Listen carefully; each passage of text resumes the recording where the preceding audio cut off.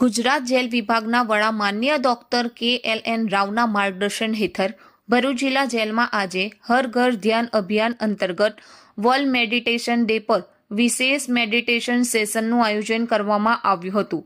આ સેશન વ્યક્તિ વિકાસ કેન્દ્ર, ધ આર્ટ ઓફ લિવિંગ અને ગુજરાત સ્ટેટ કાઉન્સિલના સહયોગથી યોજાયું હતું.